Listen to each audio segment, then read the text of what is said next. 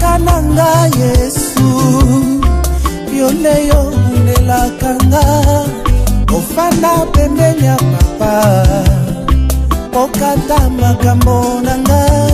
Bien-aimés dans le Seigneur, que Dieu vous bénisse, qu'il vous garde, qu'il vous protège.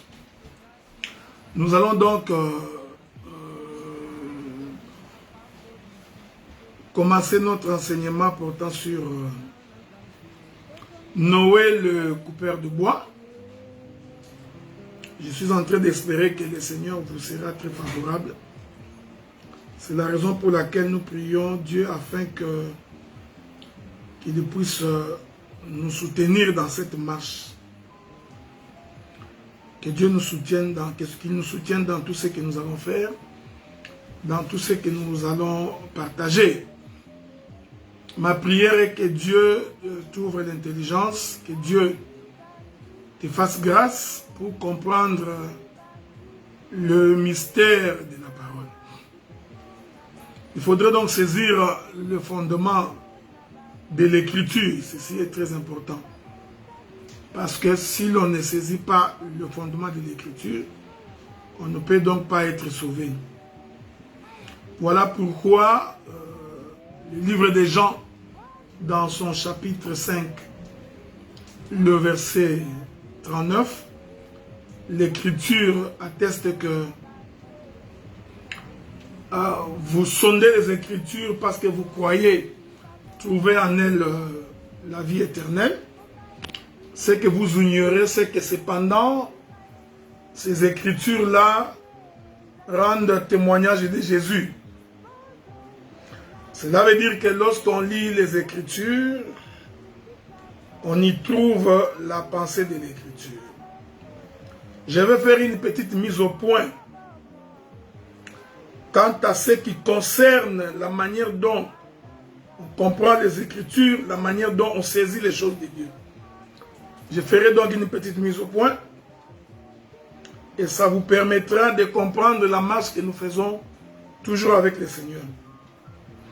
Et c'est important de retenir que sans cette compréhension, il est difficile de comprendre les choses de Dieu.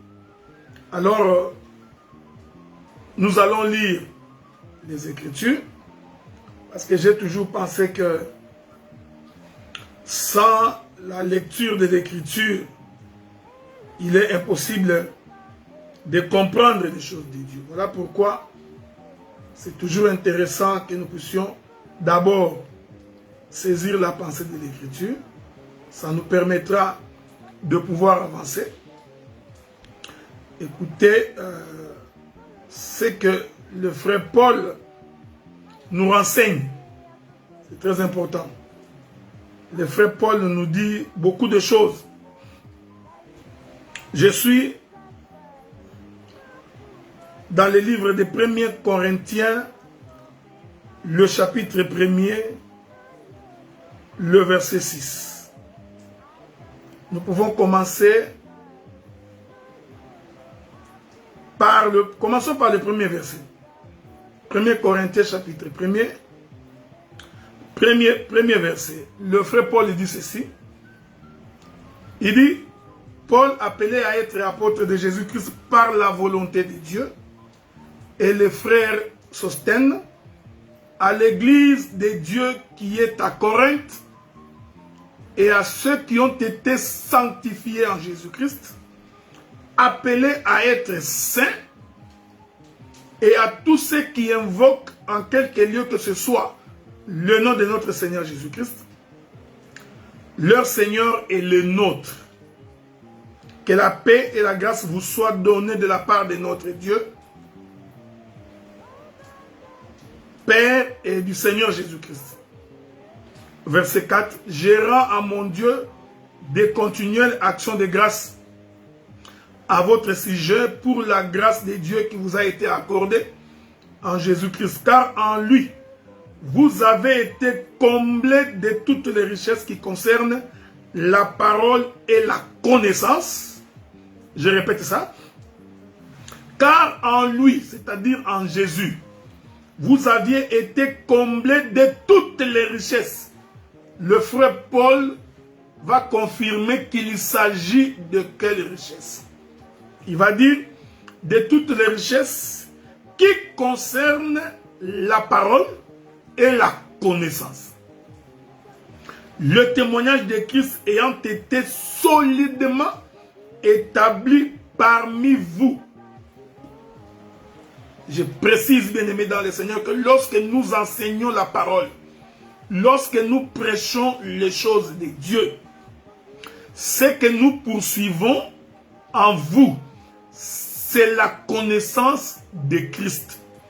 Ce que nous voulons qu'il soit établi de façon solide au-dedans de tout un chacun de nous, c'est la connaissance de Christ. Le frère Paul dit, je n'ai voulu connaître rien d'autre auprès de vous, si ce n'est que Christ et Christ glorifié. Voilà pourquoi le ministère n'a aucune autre mission que d'amener les hommes comme les femmes à la connaissance de Christ. Et cette connaissance de Christ, bien aimé dans le Seigneur, passe par l'interprétation de l'Écriture. Voyez-vous, frère, la connaissance de Christ ne passe pas par la connaissance de ce qui se passe dans ta maison. Un ministre ne vient pas prêcher les choses qui passent dans la maison de son frère, ni les choses qui se passent dans la maison de sa sœur. Il ne vient pas visiter la maison ou les demeures des Philistins. Le ministre de la parole, il vient annoncer les choses du royaume.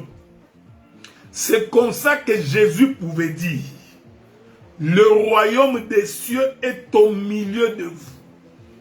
Donc, le royaume des cieux qui était au milieu des enfants d'Israël, en réalité, c'était Dieu lui-même. Vous savez, il y a une écriture que j'ai partagée hier à Gatineau. Je vais partager cette écriture avec vous, avant que nous n'entrions dans le vif du sujet. Luc chapitre 15, premier verset. La Bible dit ceci.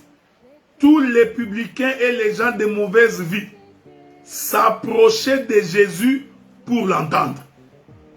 Les pharisiens et les scribes murmuraient, disant, cet homme accueille des gens de mauvaise vie et mange avec eux. Mais il leur dit, cette parabole, quel homme d'entre vous, s'il a 100 brebis, c'est très important. Quel homme d'entre vous, ici il faut faire attention parce que Jésus, Dieu parlait de lui-même, ok? Mais il leur dit, lequel d'entre vous, quel homme d'entre vous, s'il a 100 brebis et qu'il en a perdu une, ne laisse les 99 autres dans le désert pour aller après de celle qui est perdue jusqu'à ce qu'il la retrouve. Il est merveilleux. Donc, le pharisien, le scribe. Vous savez, la caractéristique principale d'un pharisien et d'un scribe, c'est toujours de contester. Quand tu vois quelqu'un qui a l'esprit de contestation à outrance, comprends que c'est l'esprit des pharisiens. Donc, les pharisiens ne s'approchaient pas de Jésus parce qu'ils voulaient être enseignés, non. Les pharisiens ne venaient pas auprès de Jésus parce qu'ils voulaient écouter, non. Les pharisiens s'approchaient toujours de Jésus pour l'éprouver.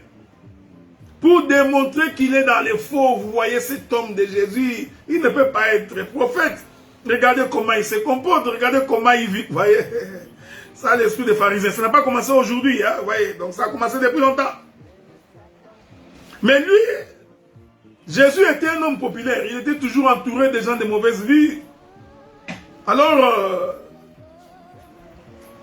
les pharisiens se disent à eux-mêmes, mais si cet homme est véritablement prophète, pourquoi il n'accueille que les gens de mauvaise vie? Ah, nous comprenons que Jésus avait une maison. Ce n'est pas moi qui dis, hein? C'est Jésus qui dit. Donc, l'Écriture dit que Jésus accueillait les gens de mauvaise vie. Donc, nous comprenons que En fait, Jésus avait toute une maison. Voyez-vous? Et dans sa maison, il était en train de recevoir les gens de mauvaise vie. Alors, il leur dit, Jésus va dire aux pharisiens, il dit, bon, qui d'entre vous, si il a 100 brebis, et qu'il en a perdu une, va laisser 99 dans un désert, il va aller chercher la seule brebis qui était perdue. Ici, Jésus voulait dire, les gens de mauvaise vie qui sont tout autour de moi représentent la brebis perdue. Avez-vous remarqué ça? Donc Jésus démontrait que toutes ces personnes de mauvaise vie qui m'entourent sont en réalité la brebis perdue. Voyez-vous?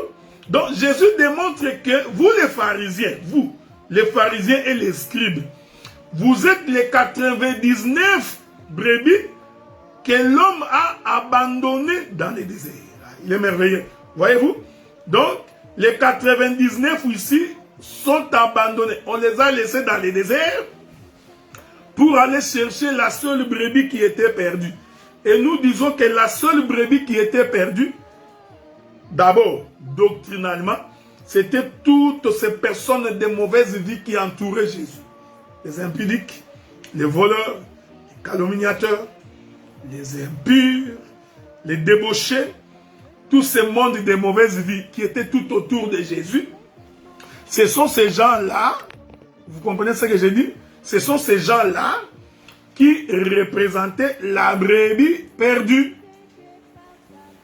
En d'autres termes, ces gens-là représentaient l'Église. Donc la brebis perdue là, qu'on doit aller chercher, c'est l'Église. Les 99 ici, vous voyez, c'est Israël.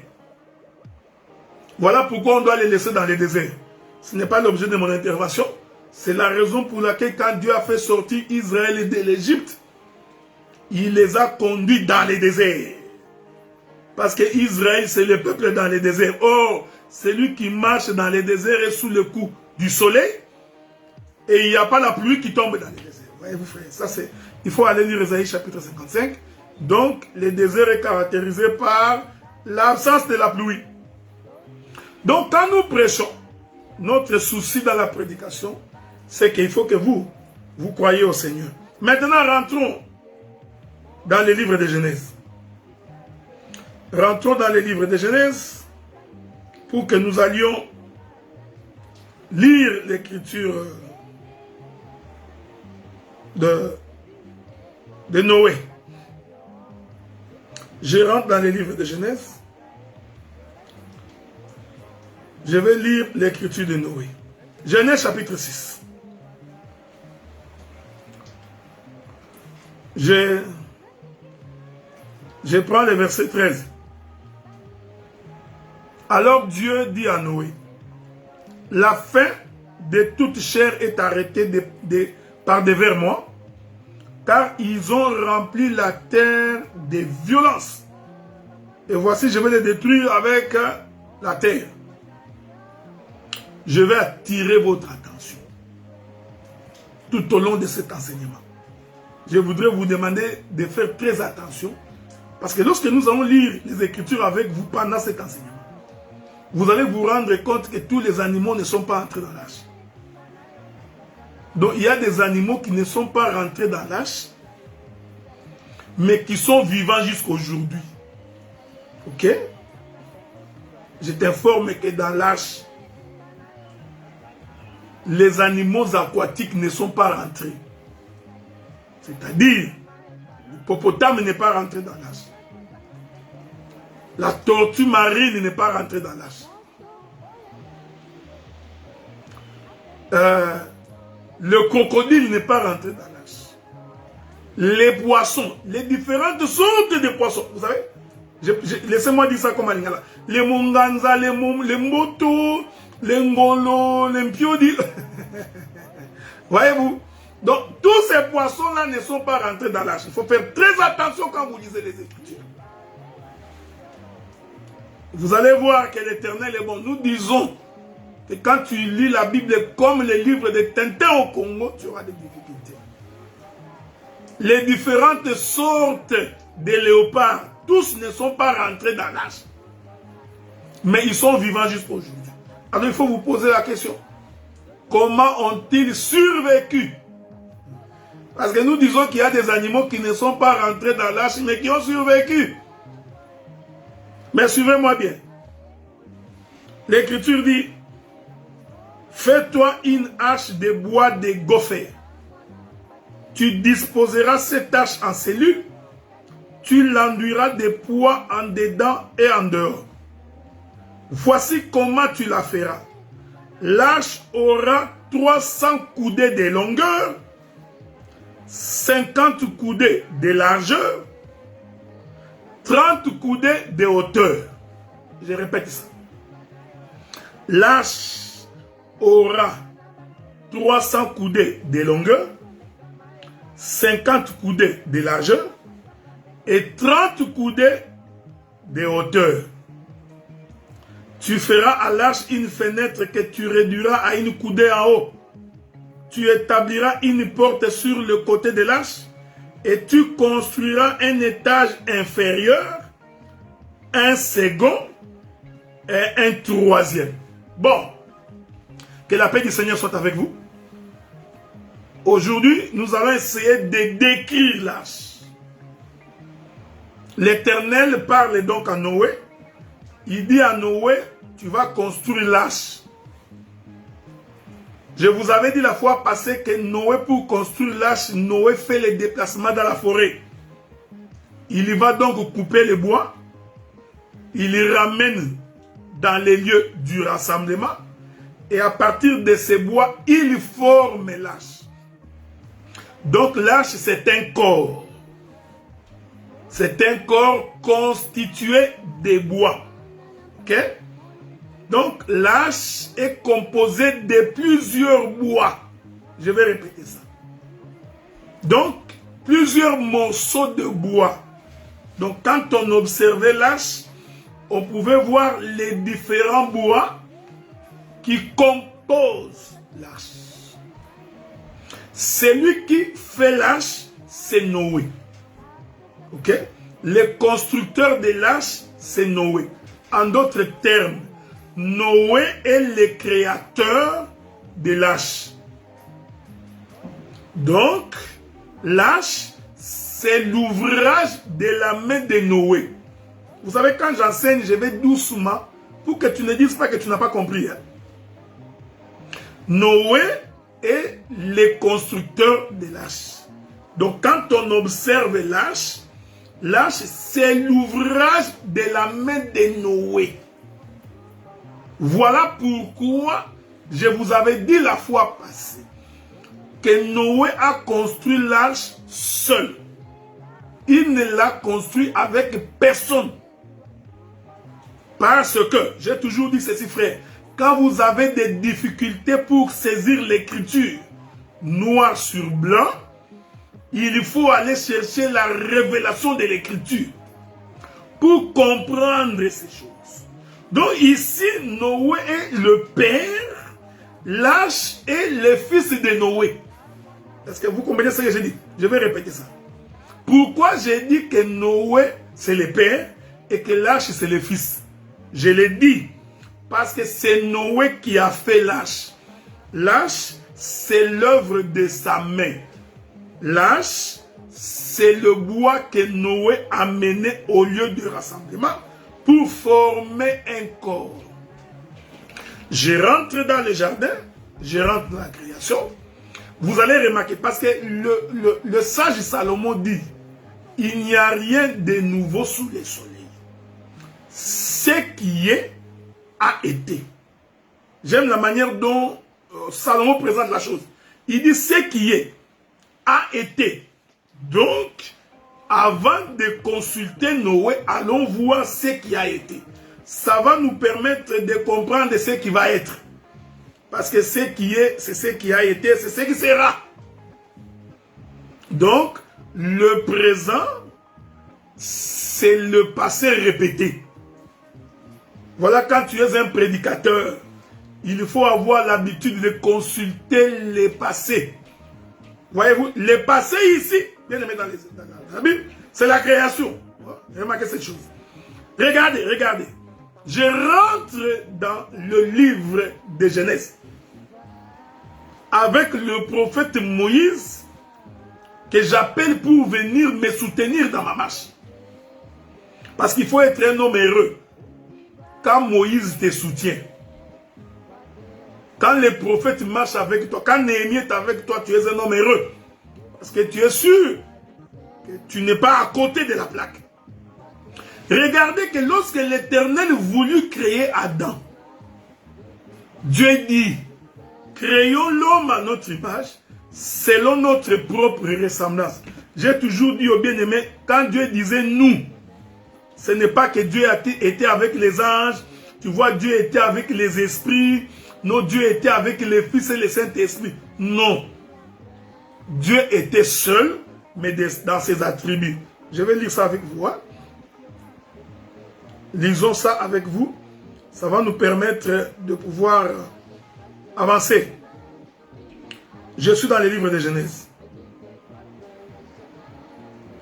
Dans son chapitre 2, je crois. Non. Dans son chapitre 1er. Premier d'abord. Prenons le chapitre 1er d'abord.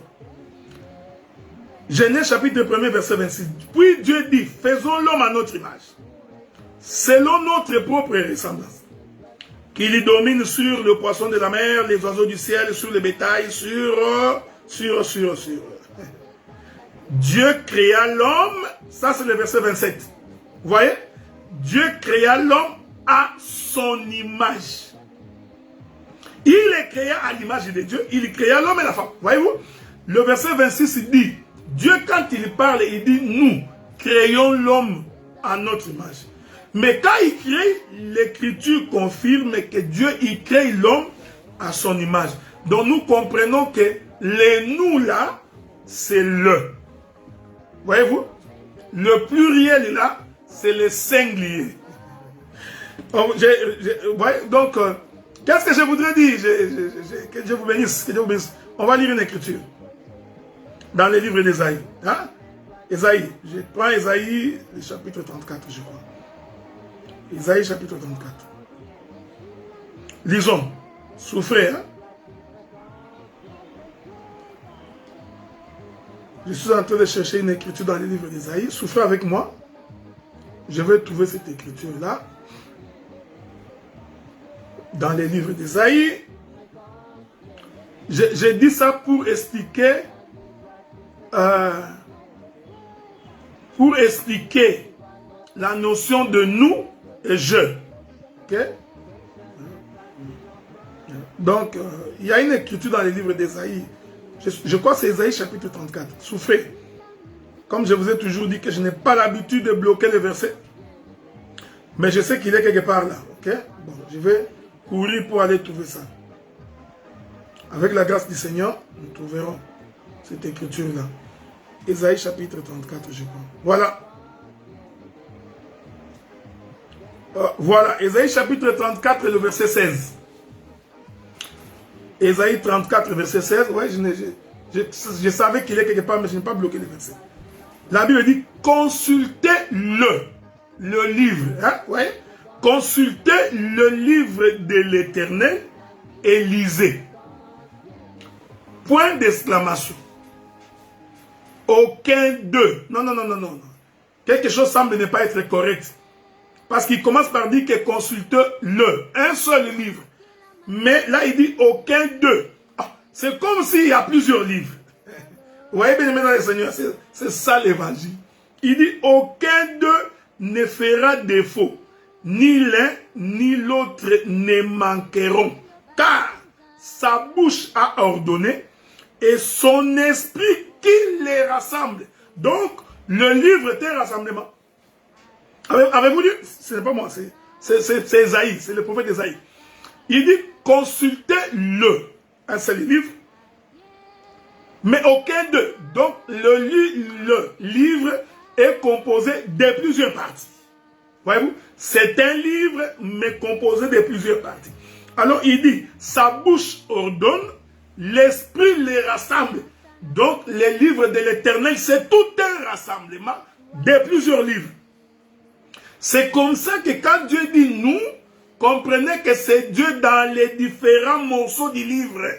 C'est-à-dire, c'est Dieu qui parle dans Genèse, c'est Dieu qui parle dans Exode, c'est Dieu qui parle dans Habakkuk, dans Jérémie, dans Sophonie, dans Néhémie, dans Pierre, dans Corinthe, dans les livres de Jude. Tout ça, c'est toujours nous. Mais en réalité, le tout ne forme qu'un seul livre. C'est ça Adam. Adam, c'est le rassemblement de plusieurs parties. Dieu rassemble la poussière de la terre. Voyez-vous? Mais pour former un seul corps, qu'est-ce que je voudrais dire? C'est ça l'arche. L'arche est une composition de plusieurs morceaux de bois, le bois de gopher, mais qui ne va former qu'un seul corps. Avez-vous remarqué ça? Donc, Noé, quand il était en train de construire l'arche, ici Noé est l'image de Dieu. Remarquez? Ainsi, l'arche, c'est le fils de Noé. Pourquoi? Parce que l'arche est l'ouvrage de la main de Noé. Tout comme Adam est l'ouvrage de la main de Dieu. Vous remarquez? C'est pourquoi, deux fois, on peut vous inviter dans la maison du potier. Je vous invite dans la maison du potier. Ça va nous permettre d'avancer. Allons dans la maison du potier, ok? Je cours avec vous dans la maison du potier. Je suis dans les livres de Jérémie chapitre 18. Regardez ce que l'Écriture dit. Jérémie chapitre 18. Je vais commencer par le verset 2. Lève-toi et descends dans la maison du potier. Ah, donc nous comprenons que la maison du potier était en bas. Parce qu'il faut descendre. Et là, je te ferai entendre mes paroles. Je répète ça. On dit à quelqu'un de descendre dans la maison du potier pour entendre. Ok? Mais le Seigneur va interpréter c'est quoi entendre. J'ai descendu dans la maison du potier. Voici, il travaillait sur un tour. Vous voyez? C'est ça, c'est ça. Donc la parole ici qu'on doit entendre, c'est que quand Jérémie est descendu dans la maison du potier, il trouva que le potier était en train de travailler sur un tour. Le vase qu'il faisait ne réussissait pas. Ah, donc faire le tour, c'est construire un vase. Est-ce que vous voyez ce que j'ai dit? Je vais répéter ça. Je souffrais, je continue. Comme il arrive à l'argile dans la main du potier, il en fit un autre vase tel qu'il trouva bon de le faire. Et la parole de l'Éternel me fut adressée en ces mots. Ne puis-je pas agir envers vous comme ces potiers, maison d'Israël, dit l'Éternel. Comme l'argile est dans la main du potier, ainsi vous êtes dans ma main, maison d'Israël. Avez-vous remarqué ça? Donc, celui qui construit, c'est le potier. La maison du potier, c'est la création. L'argile, c'est l'homme. Donc, c'est Adam. Mais remarquez, que la paix du Seigneur soit avec vous. Remarquez que lorsque Noé finit de construire l'arche, j'ai dit que l'arche ici, c'est le fils de Noé. Pourquoi? Parce que l'arche était d'abord dans la pensée de Noé. Ok? Noé, dans sa tête, il avait la pensée, la dimension de ce qu'il voulait faire comme arche. Donc, le fils est dans le père. Voyez-vous? Maintenant, qu'est-ce que le père fait? Il manifeste le fils. Donc, il fait sortir le fils pour que le fils soit visible. C'est ce que nous appelons les entrailles du père. Le fils. Adam était dans la conception de Dieu. Il était dans la tête de Dieu. Le Fils est dans le Père. Vous remarquez ça? Maintenant, qu'est-ce que Dieu fait? Il matérialise Adam. Donc, il rend visible Adam par sa main. Donc, Adam est l'ouvrage de Dieu. Maintenant, vous allez constater que lorsque Noé finit de construire l'arche, lui-même Noé va entrer dans l'arche. Vous voyez? Le Père, le Fils est dans le Père, je suis dans le Fils. On va lire ça. Ça, c'est pas moi, hein? C'est encore le Seigneur qui l'a dit. Je rentrerai encore dans les livres de Genèse. Ok? Dans les livres de Genèse pour vous trouver cette écriture-là. Nous allons lire une écriture. Le livre de Jean. Jean chapitre 17, je crois. Souffrez. Jean chapitre... souffrez, hein. Je suis dans les livres de Jean, je suis en train de chercher l'écriture. Voilà. Prenons le livre de Jean, chapitre 5. On prend le livre de Jean, chapitre 5. Je vais lire... je lis d'abord le verset 17. Mais Jésus leur répondit. Mon Père agit jusqu'à présent, moi aussi j'agis. Ok? Nous allons sauter. Non, prenons le verset 18. À cause de cela, les Juifs cherchaient encore plus à les faire mourir. Non seulement parce qu'ils violaient les sabbats, mais parce qu'ils appelaient Dieu son propre Père, se faisant lui-même égal à Dieu. Avez-vous remarqué ça? Donc, quand Jésus disait que Dieu est mon Père, les Juifs comprenaient que Jésus voulait dire qu'il est Dieu. Il n'y a que le témoin de Jéhovah, lui, qui ne comprend pas. Un témoin de Jéhovah, lui, il va te dire non. Tu vois, lui-même appelle Dieu son Père. Tu vois, quand tu fais un débat avec les témoins de Jéhovah, c'est ce qui arrive. Les jéhovistes, là, il va te dire non, tu vois, lui-même, il a appelé mon Père, mon Père. Alors, comment vous dites que Jésus-Christ est Dieu, alors que lui-même appelle Dieu son Père? Tu vois, ça, c'est le français qui t'a tué. Alors que le juif qui avait la compréhension de l'écriture, ces juifs qui comprenaient la Torah, qui comprenaient le langage, ils comprenaient que quand Jésus disait que Dieu est mon Père, il voulait dire qu'il est Dieu. C'est ça, non? C'est Jean. Hein? Parce qu'il appelait Dieu son propre Père, se faisant lui-même égal avec Dieu. Voyez-vous, frère? Donc, je suis dans le Père est en moi. Jésus reprit donc la parole et leur dit en vérité, je vous l'ai dit, le Fils ne peut rien faire de lui-même s'il ne fait que ce qu'il voit faire au Père. Et tout ce que le Père fait, le Fils le fait aussi pareillement. Il est merveilleux, hein? Verset 24. En vérité, je vous l'ai dit. Celui qui écoute ma parole et qui croit, c'est lui qui m'a envoyé à la vie éternelle. Et ne vient point au jugement, mais il est passé de la mort à la vie. Vous pouvez continuer la lecture si vous voulez jusqu'en bas. Donc, Christ, qu'est-ce qu'il voulait démontrer? Il voulait démontrer que le Père est en moi, je suis dans le Père. C'est ça Noé. Noé finit de construire l'arche. Quand il finit de construire l'arche, lui-même Noé, le constructeur, le père de l'arche, va entrer dans l'arche. C'est pourquoi quand nous disons que Dieu habite dans un homme, il ne faut pas être étonné, ça n'a pas commencé aujourd'hui. Regardez, tu es la créature de Dieu. Dieu t'a créé. Cependant, Dieu habite en toi. Tu vois? Tu vois? Bon, c'est ce que les gens ne comprennent pas. Les frères Paul disent ceci. Disons. Ok? Lisons. Livre de Corinthiens. Qu'est-ce dit Corinthiens?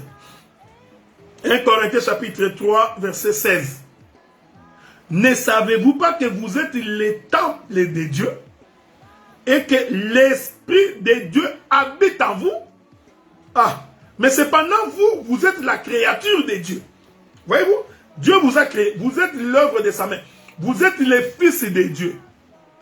Donc, vous étiez en Dieu parce que le Fils est la manifestation du Père. Naturellement. Quand on voit le Fils, on voit que le Père a manifesté ce qui était au-dedans de lui. C'est pourquoi le livre de Genèse nous rappelle que lorsque Abraham donna sa dîme à Melchisedec, lorsqu'il revenait du combat, Lévi aussi donna la dîme à ce moment-là. Cependant, Lévi était dans le sein d'Abraham. Or, Lévi n'est même pas le fils d'Abraham. Voyez-vous? Nous avons Abraham, Isaac, Jacob, ensuite Lévi. Voyez? Donc, Lévi vient en 4e position. C'est très important. C'est pour témoigner qu'Abraham était tout un trône. Voyez-vous? C'était le trône de David. C'est très important. Quand Abraham donne la dîme, l'Écriture dit que Lévi aussi, qui était dans les seins d'Abraham, donna. Or, pour atteindre Lévi, il faut passer par Abraham, Isaac et ensuite Jacob. Dès que tu finis Jacob, alors tu atteins Lévi. Donc Lévi est le 4e. Donc nous comprenons que quand Abraham donnait, c'était le chiffre 4 qui donnait. Or, le chiffre 4, c'est le trône de David. Avez-vous remarqué cette chose? Donc, le frère Paul dit que l'Esprit de Dieu habite en vous. Donc, vous êtes tout un tabernacle, vous êtes une maison, vous êtes l'ouvrage de la main de Dieu. Mais lui-même, Dieu vient habiter dans son ouvrage. Ah, cette gymnastique, aucun homme ne peut le faire, aucun démon, même le diable ne peut pas le faire. Que le Créateur habite dans sa créature. Voyez-vous? C'est ce que Noé avait fait. Je rentre chez Noé. Donc Noé crée l'arche. Vous voyez que quand Dieu fait ces choses, il annonce le mystère du royaume.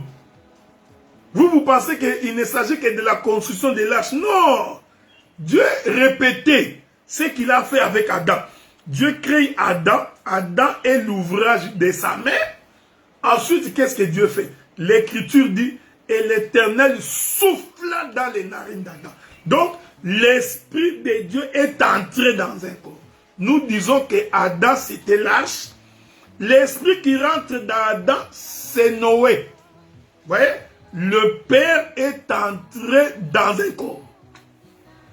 Il est merveilleux. Suivez-moi bien parce que je vais dire quelque chose de très profond maintenant.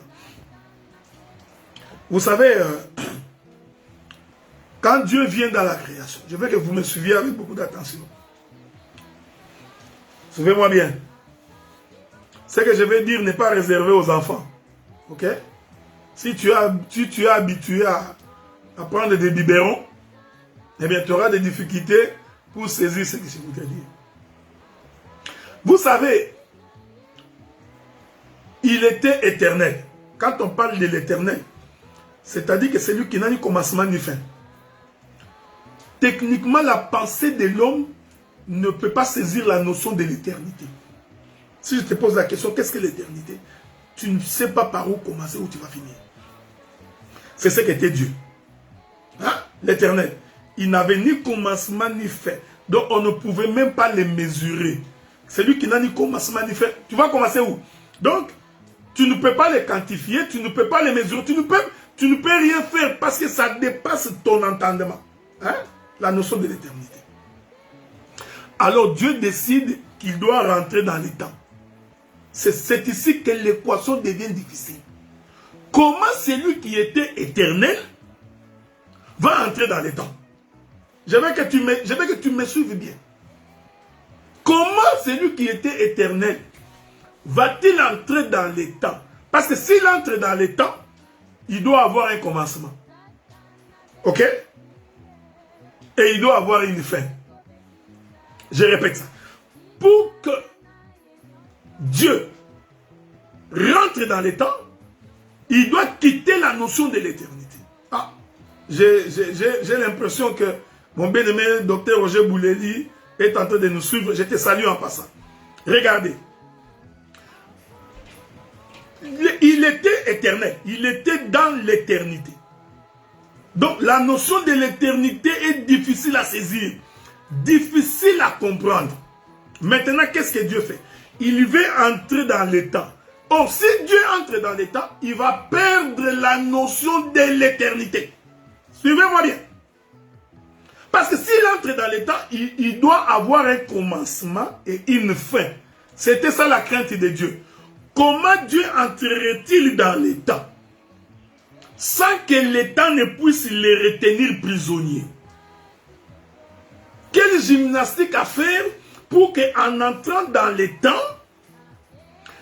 que le temps ne puisse pas contenir Dieu. C'est ce que nous appelons au commencement. Oui, donc quand Dieu commence à créer, le souci de Dieu c'était, il faut que j'entre dans le temps. Mais comment entrerai-je dans le temps et survivre au temps? Alors qu'est-ce que Dieu fait? Je veux que tu me suives attentivement. Dieu va donc ouvrir une fenêtre dans le temps. En ouvrant la fenêtre dans le temps, Dieu va se choisir un corps. Il se choisit donc un corps pour qu'il ne puisse pas mourir dans le temps. Il est merveilleux. Je répète ça. Dieu va se choisir un corps pour que lorsqu'il va entrer dans ce corps-là, qu'il ne puisse pas être retenu dans la création. C'est pourquoi vous allez remarquer, dans toute la création, la seule créature où Dieu a soufflé à l'intérieur, c'était Adam. C'est-à-dire, c'était le seul corps dans lequel Dieu pouvait entrer et être rassuré qu'il va survivre au temps. Je vais répéter ça. C'est ce qu'il fait avec Noé. Remarquez. Donc, Dieu, il prend Noé, il répète ce que lui-même a fait dans la création. Il dit à Noé, le problème c'est que Noé, je voudrais entrer dans le temps. Or, dans le temps, la pluie va tomber, il y aura un jugement. La mort est dans le temps. Je précise ça, frère. Vous savez, quand déjà la Bible dit qu'hier soir, hier matin, c'est fut le premier jour, comprenez qu'il y avait déjà la mort. Parce que chaque jour passe par la mort et la résurrection. La mort et la... vous voyez frère, hein? Pendant que toi tu penses que la mort, c'est seulement quand Adam a péché, non. Déjà quand Dieu dit hier soir, hier matin, c'est fut le premier jour. C'est-à-dire que cette journée-là est morte. Elle est née, elle est morte, une autre journée va commencer. Alors, Dieu, il va répéter ça chez Noé. Parce qu'il avait peur de mourir. J'ai dit que Dieu avait peur de mourir. Vous allez voir ça. Alors, il s'est préservé pour que la mort ne puisse pas l'atteindre. Qu'est-ce que Dieu fait? Il crée l'arche par Noé. Quand Noé fait l'arche, je vous ai dit que l'arche, c'était le fils de Noé. Parce que c'est l'ouvrage de sa main, comme tu l'es aujourd'hui. Ensuite, lui-même Noé, en prévision de ce que la pluie va tomber. La pluie ici, c'est le jugement de Dieu. C'est-à-dire que la terre va être détruite. Et avec la terre, tout ce qui s'y trouve. Voyez-vous, frère? Donc, c'était ça la peur de Noé. Ici, Noé, c'est Dieu. Alors, en prévision de cette mort qui va frapper la terre, Noé va donc entrer dans l'arche. Noé rentre dans l'arche, tout comme Adam qui était rentré dans... Non, tout comme l'Éternel qui était rentré dans le corps d'Adam. Que la paix du Seigneur soit avec vous. Avez-vous remarqué ça? Donc, tout comme Dieu qui rentre dans le corps d'Adam. Pourquoi Dieu était-il entré dans le corps d'Adam? Parce que Dieu avait peur de mourir. Prenons le livre des Hébreux. Écoutez, Hébreux dit ceci. Hébreux chapitre 10. Je suis dans le livre des Hébreux. Souffrez avec moi, je suis en train de chercher cette écriture-là. Hébreux chapitre 10. L'écriture dit ceci. Le verset 4. Nous lisons. Car il est impossible que les sangs des taureaux et des boucs ôtent les péchés. C'est pourquoi Christ entrant dans le monde dit. Christ c'est l'éternel, c'est l'esprit de Dieu. Il dit ceci. Il dit, mon bien-aimé Rama, que Dieu te bénisse. C'est pourquoi Christ entrant dans le monde dit. Tu n'as voulu ni sacrifice ni offrande, mais tu m'as formé un corps. Voyez-vous? Donc, il a formé un corps pour permettre à Christ d'entrer. Est-ce que vous voyez ça, frère?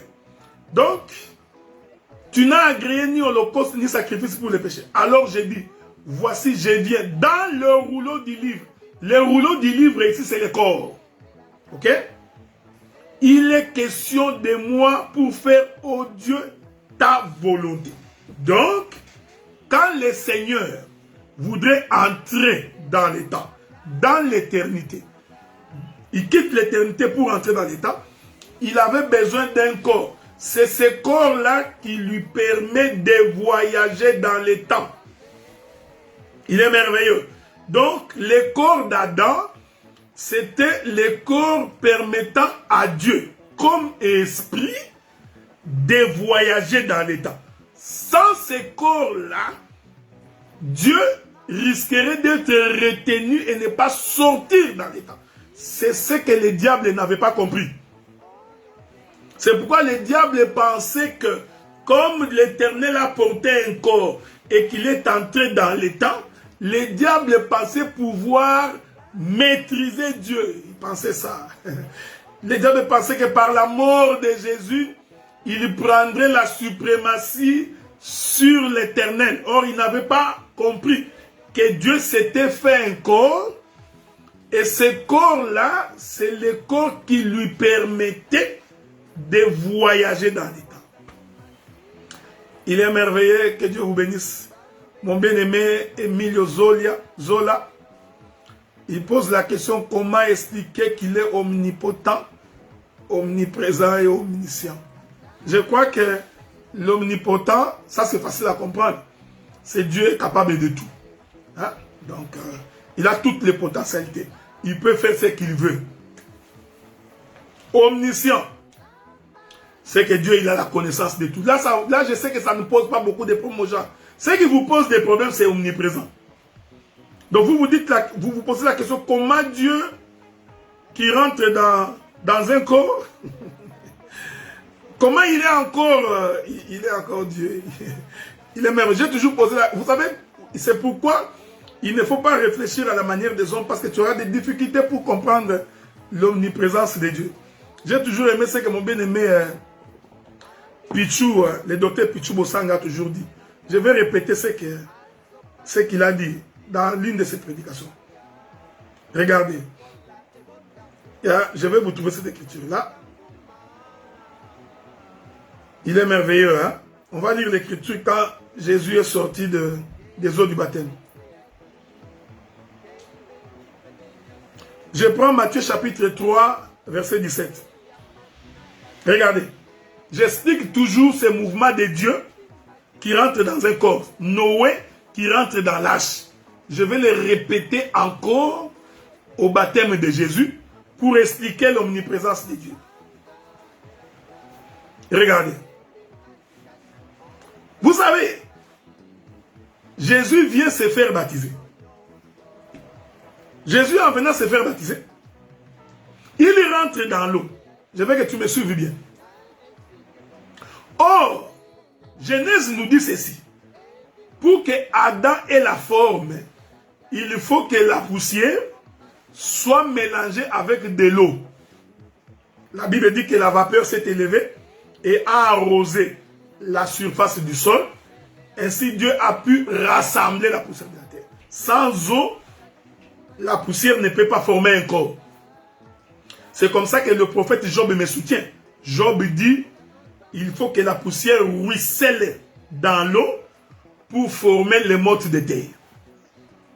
Donc, sans l'eau, il est merveilleux. La poussière ne peut pas avoir la forme. Écoutez maintenant ce que j'ai dit. Donc, quand Jésus venait se faire baptiser, j'ai dit, écoutez-moi bien. Quand Jésus venait se faire baptiser, en réalité, c'était toute une poussière qui venait pour entrer en contact avec de l'eau pour qu'il y ait un corps. Je répète ça.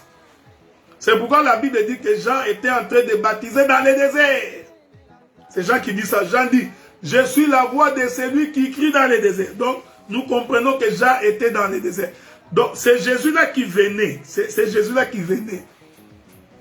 En réalité, c'était toute une poussière qui venait pour avoir la forme.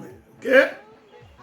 Maintenant, quand la poussière, Jésus entre dans l'eau du baptême et qu'il sort en contact avec de l'eau, ici je parle au fils des prophètes, en contact avec de l'eau, Jésus qui sort là devient tout un corps, il devient large. Ok? Je dis bien, il devient large. Il devient rassemblement de la poussière. Alors, nous allons lire l'écriture. Lisons. Matthieu chapitre 3. Matthieu chapitre 3. Regardez. Verset 16. Dès que Jésus y ait été baptisé, il sortit de l'eau. Voyez? Je vous informe que Jésus n'avait pas besoin du baptême. Parce que vous êtes baptisé comme acte d'engagement, de renonciation à la vie du péché pour que vous mouriez et que vous ressuscitiez en Jésus. Ok? Mais pourquoi Jésus, lui, il venait se faire baptiser? Je te salue, mon bien-aimé pasteur Roger. Que Dieu te bénisse. Dès que Jésus eut été baptisé, il sortit de l'eau. J'ai dit, ce baptême-là, c'était le rassemblement de la poussière. Et voici, les cieux s'ouvrirent. Il vit, Jean-Baptiste vit, l'Esprit de Dieu descendre comme une colombe venant sur lui. Voyez, nous disons, c'est Noé qui rentre dans l'arche. Avez-vous remarqué ça? C'est l'Esprit de Dieu qui rentre dans Adam. Donc, pour que l'Esprit de Dieu rentre dans Adam, Adam devait d'abord être une poussière rassemblée. Or, pour qu'il y ait rassemblement de la poussière, il faut qu'il y ait de l'eau. Une vapeur doit arroser le sol. Ainsi, pour qu'il y ait l'âche, il faut que le bois soit coupé dans la forêt. Nous disons que le bois qui est coupé dans la forêt, c'est la poussière qui vient. Et le rassemblement de la poussière, nous disons, c'est le corps formé. Le rassemblement de bois, c'est le corps formé. Regardez. Et voici les cieux s'ouvrirent. Écoutez bien. Les cieux s'ouvrirent. Il vit l'Esprit de Dieu descendre comme une colombe et venir sur lui. Et voici une voix fit entendre des cieux ces paroles. C'est ici que j'embrasse le docteur Pichou. Bossang. Il dit, voici une voix fit entendre des cieux ces paroles. La voix fit entendre des cieux. C'est ici, mon bien-aimé Zola. Je réponds à ta question. La voix se fit entendre des cieux. Hein? Des cieux. Mais écoutez, celui-ci est mon fils bien-aimé. Non, non, non, non, non. En bon français, on aurait dû dire celui-là. Parce que la voix se fit entendre des cieux. Donc, or, les cieux est éloigné de la terre, de là où se trouvait Jésus. Est-ce que vous comprenez ce que j'ai dit? Donc, si la voix doit se faire entendre des cieux, logiquement, c'est pourquoi j'ai toujours dit que pour prêcher l'évangile, il faut étudier. C'est très important. Il faut étudier, il faut aller à l'école. Okay? Ce n'est pas mauvais. Il ne faut pas venir me dire, tu vois, Pierre n'était pas allé à l'école. Je t'informe que Pierre a été instruit. C'est pourquoi ils ont fait 3 ans et demi avec Jésus. Parce que Jésus devait les instruire. Ok? Regardez. J'aime ça. Que Dieu soit loué. Donc, une voix se fait entendre des cieux. Or, quand la voix se fait entendre des cieux, c'est-à-dire de loin, la voix devrait dire, celui-là est mon fils. Mais non, la voix dit, celui-ci est mon fils. Écoutez, celui qui disait que c'est lui-ci, en réalité, c'était l'esprit qui était descendu dans les corps. Donc, l'esprit, Dieu, était dans ces corps-là. Voyez-vous? Donc, le Père, moi et le Père, nous sommes un. Le Père et moi, nous sommes un. Voyez-vous? Donc, ici, nous voulons dire, les cieux qui s'ouvrent là étaient sur la terre. C'est pourquoi tu vois, quand tu réfléchis à la manière des hommes, tu vas dire l'omniprésence de Dieu. Comment il va être au ciel et sur la terre. Et ça, tu vois, c'est parce que tu veux comprendre ces choses à la sagesse des hommes. C'est pourquoi nous bénissons le Seigneur Dieu, parce que dans l'assemblée des saints, Dieu a donné l'intelligence pour comprendre ces choses. Quand tu es un saint, il faut bénir Dieu. Quand tu es saint, il faut être fier. Parce que Dieu a caché ses mystères aux gens de ce monde. Il a caché ça aux intelligents, aux théologiens. Il a caché ça aux intellectuels de ce monde. Il a révélé ça aux gens qui ont le Saint-Esprit. Nous disons que les cieux qui s'ouvraient ici étaient dans le corps de Jésus. Tu vois? C'est pourquoi la voix se fit entendre des cieux. Il faut faire attention parce que toi tu es en train de croire que les cieux là c'est le ciel qui s'ouvre comme ça. Non. Et la voix dit c'est lui-ci. Donc nous comprenons que les cieux étaient à côté. J'aime ça. Étaient à côté de la terre. À côté de Jésus. Voilà pourquoi quand Adam s'est promené dans les jardins, c'était le ciel sur la terre. Voyez-vous, c'était Dieu dans un corps. Il s'est promené. Quand Adam donne le nom, en réalité c'est Dieu dans un corps qui donne le nom. Est-ce que vous comprenez ce que nous disons? Il est merveilleux.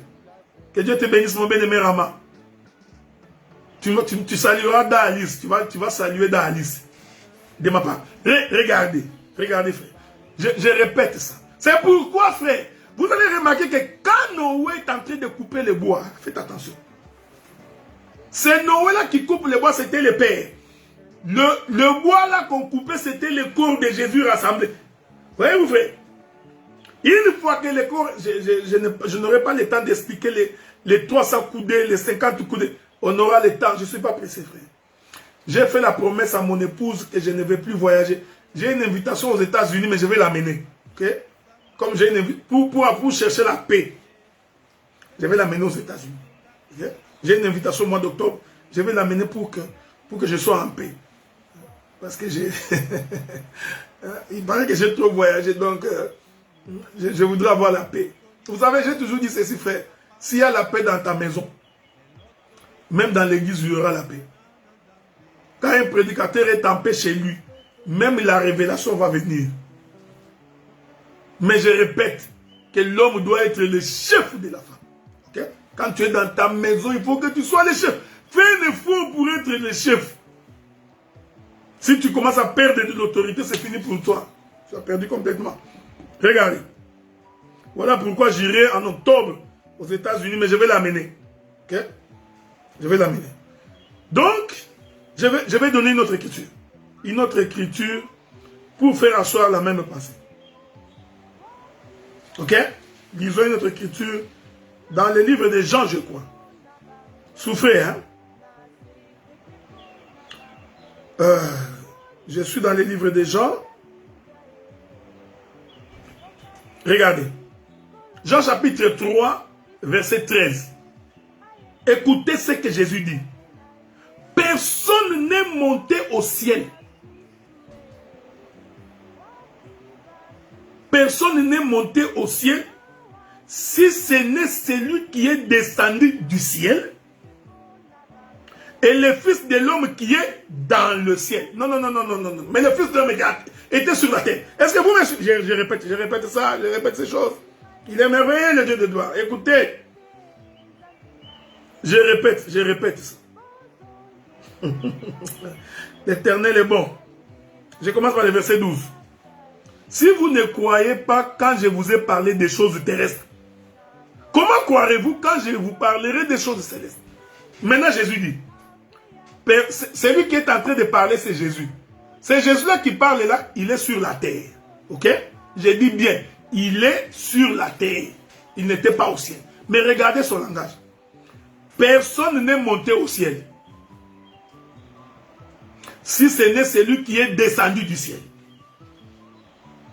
Le Fils de l'homme qui est dans le ciel. Non, il était sur la terre. Donc nous, voyez frère, est-ce que vous savez ça? Donc nous comprenons que le Fils de l'homme lui-même sur la terre, c'était tout un ciel. Hein? Voyez frère. Donc, c'était le ciel qui marchait sur la terre. Voilà. C'est pourquoi quand nous prêchons que le ciel est un homme, il ne faut pas être étonné, c'est Jésus qui dit, il dit personne n'est monté au ciel si ce n'est que celui qui est descendu. Voyez ça? Personne, si ce n'est que celui qui est descendu, j'aime la manière dont il dit ça. Et le Fils de l'homme qui est dans le ciel. Non, non, lui il était sur la terre. Mais il dit qui est dans le ciel. Ah, il est merveilleux. Avez-vous remarqué? Qu'est-ce que je voudrais dire ici? Je n'ai pas fini. Allons lire une autre écriture. Tout ça, j'explique Noé qui rentre dans l'âge. Ok? C'est Noé qui rentre dans l'âge. C'est-à-dire c'est Dieu qui rentre dans un corps. Parce qu'il avait peur de mourir. Il a donc besoin de ce corps-là pour voyager dans les temps. Je voudrais lire encore une autre écriture. Ok? Souffrez. Je suis toujours en train de chercher les écritures pour vous. Parce que ce sont des flèches. Je cherche une autre écriture. Je ne sais pas si je vais trouver ça. Bon, je vous ai toujours dit que moi je ne bloque pas les versets, mais je suis en train de chercher l'écriture là, mais je finirai par trouver cette écriture-là. C'est l'écriture. Voilà, j'ai trouvé. Toi, je pensais que c'est sûr que tu ne faisais pas un projet sur moi, que je ne trouve pas l'écriture. Il y a des gens comme ça. Comme on disait quand on était au Congo, là, goûte, tu goûtes, azoité. Il y a des gens comme ça, de mauvais cœur. Lui, il aime que les autres échouent. Bon, regardez. Il est où? Non, il ne peut pas disparaître comme ça. Je l'ai trouvé. Matthieu chapitre 17. Matthieu chapitre 17. Je vais commencer par le verset 1er. 6 jours après, Jésus prit avec lui Pierre et Jacques et Jean, son frère. Il les conduisit à l'écart sur une haute montagne. Il fut transfiguré devant eux, son visage resplendit comme le soleil, et ses vêtements devinrent blancs comme la lumière. Et voici Moïse et Élie leur apparurent, s'entretenant avec lui. Pierre prenant la parole et dit, Jésus, Seigneur, il est bon que nous soyons ici, un égoïste. Il est bon. C'est pourquoi quand quelqu'un écoute la parole qui ne partage pas, c'est un égoïste. Il est bon que nous restions, que nous soyons ici, si tu le veux. Je dresserai ici 3 tentes. Une pour toi, une pour Moïse et une pour Élie. 3 tentes, ce sont des corps. Comme il parlait encore, une nuée lumineuse les couvrit. Et voici, une voix fit entendre de la nuée ces paroles. Celui-ci. Hein? Or, la nuée, c'est l'Éternel Dieu. Celui-ci est mon fils bien-aimé, en qui j'ai mis toute mon affection. L'affection ici, il faut pas réfléchir en français. Tu vois, l'affection, c'est l'amour qu'un homme a pour sa femme. Oh, frère, il a de l'affection pour sa femme. Donc, tu vois, il faut pas blaguer avec les choses de Dieu. L'affection de Dieu n'est pas comme l'amour que tu as pour ta femme. Oh bien-aimé, il faut avoir de l'affection pour sa femme. L'affection. Tu verras aussi la femme qui dit, oh mon mari, je ne vois plus de l'affection. Distraction. Pour comprendre quand est-ce que Dieu a mis l'affection dans son fils. Ce qui est, c'est ce qui a été. C'est ça que je vous dis, non? Nous prêchons l'évangile avec des rétroviseurs. L'évangile est une voiture à double rétroviseur. Avec angle mort. Rentrons. Quand Dieu crée Adam, l'homme selon son image, selon sa propre ressemblance. Quand Dieu souffle dans Adam, c'est ça l'affection de Dieu. Vous voyez? En qui Dieu a mis toute son affection. Donc, les souffles de Dieu, c'est ça l'affection. En d'autres termes, les souffles de Dieu, C'est ça l'Esprit de Dieu. L'affection de Dieu, c'est l'Esprit de Dieu. Celui-ci est mon Fils bien-aimé en qui j'ai mis tout mon esprit. Quand est-ce que la chose est arrivée? Au jour du baptême. Le baptême ici, j'ai dit que c'est la création d'Adam. Donc au jour du baptême, je vais finir dans 8 minutes. Donc, au jour du baptême, quand l'Esprit est en train de descendre là, quand l'Esprit descend là, cet Esprit qui rentre là, c'est ça Dieu. Donc, toute la divinité, c'est ça l'affection. Donc, c'est lui-ci. Donc, il était avec lui. Quand il dit c'est lui-ci, il est plus proche. Il marche avec lui. Ils sont ensemble. C'est pourquoi Jésus pouvait dire, moi et le Père, nous sommes un. Avez-vous remarqué ça? Regardez. Maintenant, je vais finir par un autre exemple. Toujours dans la Bible. Tu vois, pour prendre des exemples, je ne vais pas à Katakokombe. Okay? Tu sais, Katakokombe est devenu réputé à cause de moi. Toutes les personnes qui m'appellent disent, oh docteur, mais Katakokombe. Donc, à cause, je fais la publicité de Katakokombe, c'est la famille c'est le village de ma belle famille, ok? Donc, Katakokombe est très connu. Donc, tous les baptisés là, vous devez me donner le droit d'auteur. Je vous ai aidé. Bon, prenons notre écriture. Prenons une autre écriture. Ici. Je vais toujours expliquer l'âge de Noé. Ok? L'âge de Noé. Prenons le livre de Luc. Luc chapitre 1er. Que la paix de Dieu soit avec vous. C'est là que j'ai fini. Luc chapitre 1er. Verset 35. Verset 35. Lisons. Écoutez. Non. Commençons. Je vais commencer par le verset. Commençons par le verset 30. L'ange lui dit. Ici, j'explique l'âge. C'est très important. L'ange lui dit, ne crains point. Là, c'est l'ange qui vient visiter Marie. Que la paix de Dieu soit avec vous. Donc, Marie, c'est une hache. Regardez. L'ange lui dit, ne crains point Marie, car tu as trouvé grâce devant Dieu. Quand quelqu'un trouve grâce devant Dieu, cela veut dire que Dieu l'a choisi. Hein? Dieu t'a choisi parmi. J'aime ces choses, il est merveilleux. Donc, l'Éternel est entré, Noé est entré dans la forêt. Le bois de Gopher a trouvé grâce devant Noé. Parce qu'il y avait plusieurs bois dans la forêt. Il y avait les sapins, les houks. Il y avait plusieurs bois, frère. Vous qui connaissez les bois. Bois noir, c'est quoi? Bois de Bassankous. Tous les bois étaient dans la forêt. Mais le bois de Gopher, c'est celui-là qui trouva grâce. Nous comprenons que quand l'ange dit à Marie, que Marie, tu as trouvé grâce, nous comprenons que Marie, c'est tout un bois. Il est merveilleux. Que Dieu de gloire. Que Dieu vous soutienne. Donc, Marie, c'était tout un bois. C'était toute une poussière. Quand tu as trouvé grâce devant Dieu, je voudrais dire à quelqu'un que Dieu, que tu bénisses le nom du Seigneur. Parce que toi, tu n'es pas n'importe qui. Tu as trouvé grâce devant les yeux de l'Éternel. Dieu t'a choisi comme son épouse. Non, c'est une grâce considérée. Regardez, déjà quand on te donne une invitation, que tu es invité par un président de ce monde. Je prends l'exemple ici. Que Trudeau m'envoie une invitation pour m'inviter. Je crois que cette nuit-là, je ne dormirai pas. Je crois que même mon époux va dire, prends un papier, commence à écrire, qu'est-ce que tu vas demander à Trudeau? Demande-lui qu'il fasse venir tout mon village, mes oncles, tout, qu'il vienne au Canada. Tu vois?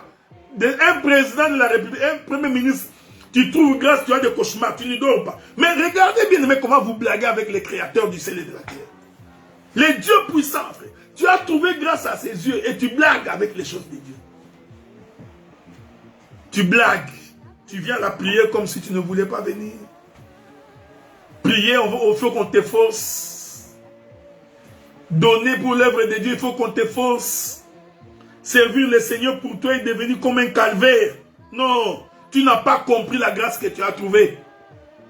Si tu comprenais la grâce que tu as trouvée devant celui qui est au-dessus des rois, au-dessus des présidents, au-dessus de toute puissance qui peut se nommer sur la terre. Trouver grâce à ses yeux. Non, tu serviras Dieu avec tremblement et avec crainte.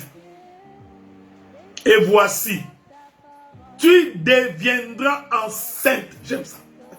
Oh frère, devenir enceinte, c'est-à-dire que une semence doit entrer en toi. J'aime ça. Vous voyez, j'explique que Marie, c'est aussi Adam.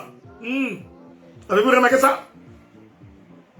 Tu deviendras, pour tomber enceinte, il faut que la semence entre en toi. C'est-à-dire, il faut que quelque chose de l'extérieur puisse entrer dans toi. Ici, Marie devient lâche.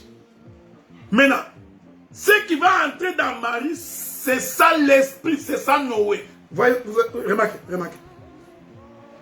Tu deviendras enceinte. Tu enfanteras un fils. Est-ce que vous suivez ça? Tu lui donneras le nom de Jésus. Il sera grand et sera appelé Fils du Très-Haut. Voyez-vous, frère? Donc, pourquoi on l'appelle Fils du Très-Haut? Parce qu'il est entré dans un corps. Le corps dans lequel il est entré s'appelle Marie. Je continue. Je voudrais sauter. Je prends le verset 34. Marie dit à l'ange, comment cela se fera-t-il puisque je ne connais point d'homme? Il faut souligner ça parce que je reviendrai. C'est quoi ça la connaissance de l'homme? L'ange lui répondit. J'aime la réponse de l'ange. Voyez-vous frère? Il dit, le Saint-Esprit viendra sur toi. Alléluia. Gloire soit rendue au Seigneur. Tout comme le Saint-Esprit qui est descendu ce jour-là pour entrer dans le corps de Jésus. Vous voyez? Ce corps de Jésus-là, c'est lâche. Ce corps de Jésus-là, c'est Marie. Ce corps de Jésus-là, c'est Adam. Pour que tu saches que tu as reçu la visitation de Dieu, le Saint-Esprit viendra sur toi. Quand le Saint-Esprit vient sur toi, il est merveilleux. Quelque chose à dire. Quand le Saint-Esprit vient sur toi, vous voyez, c'est l'Esprit de l'Éternel qui rentre dans un corps. C'est le Père qui rentre dans les fils. C'est Noé qui rentre dans l'arche. La puissance du Très-Haut te couvrira de son ombre.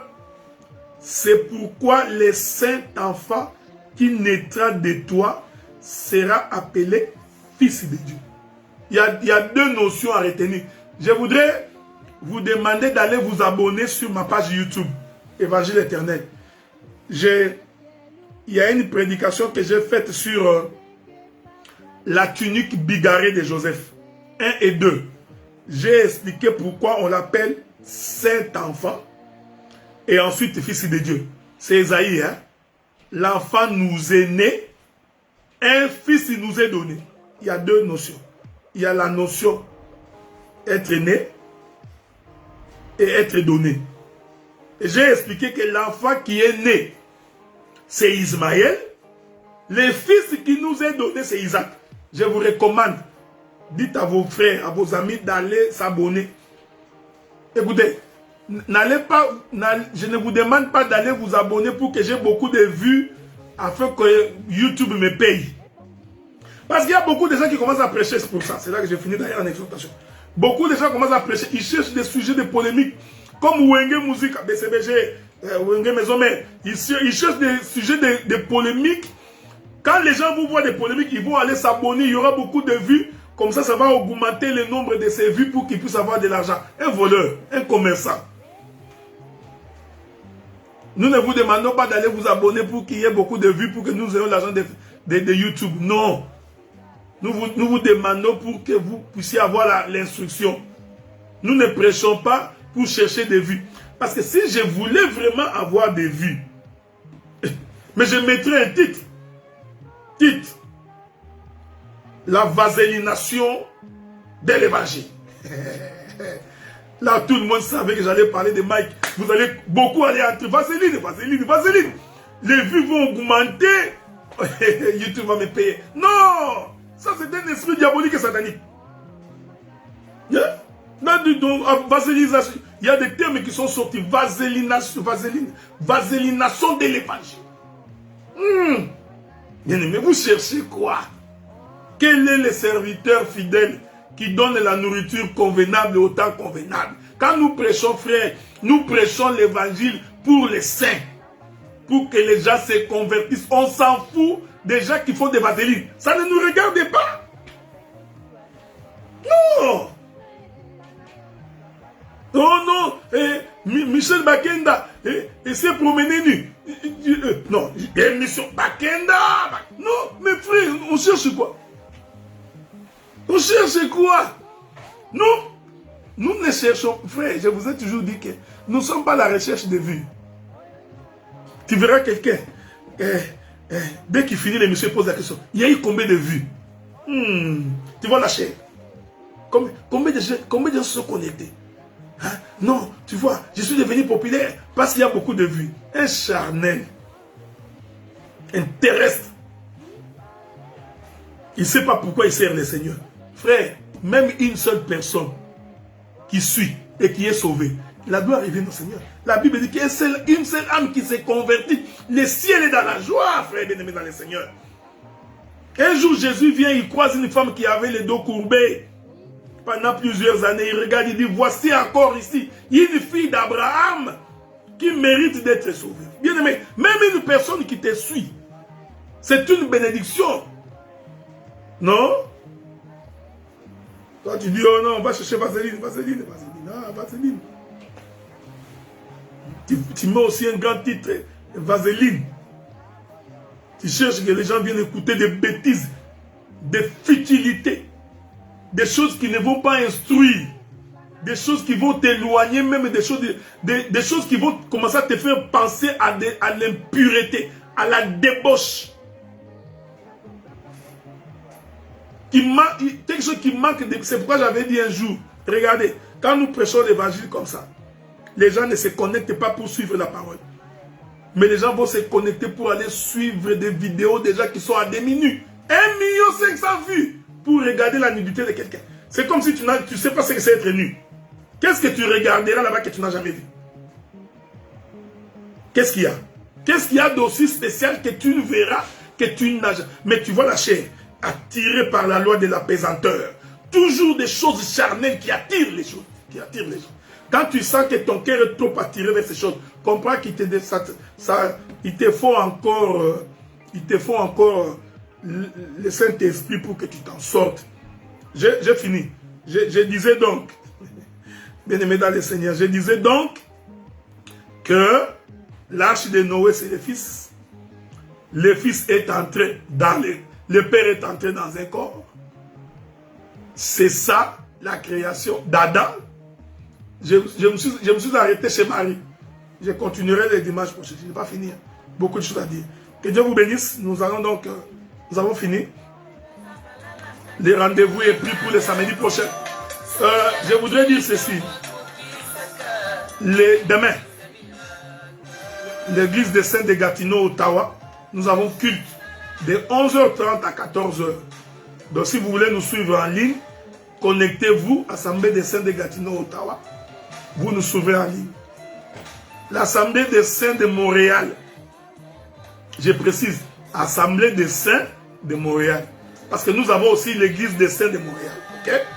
Donc nous avons l'église des Saints de Montréal. Avec mon bien-aimé, l'apôtre Franco Mambi, le docteur Jean-Michel Mbachi, le frère Anzo Barouani, et mon bien-aimé, l'apôtre Adolphe Licenge, qui prêche là-bas. Là-bas, c'est l'église des Saints de Montréal. Nous sommes Assemblée des Saints de Montréal. Nous avons culte demain de 11h à 13h30. Ceux qui veulent nous rejoindre, 96-97 boulevard Saint-Laurent, local 103. Et le numéro de téléphone se trouve sur l'affiche. Demain, nous commençons l'enseignement sur les listes de la vallée. Voilà. Que Dieu vous bénisse. Je vous souhaite de passer un bon week-end.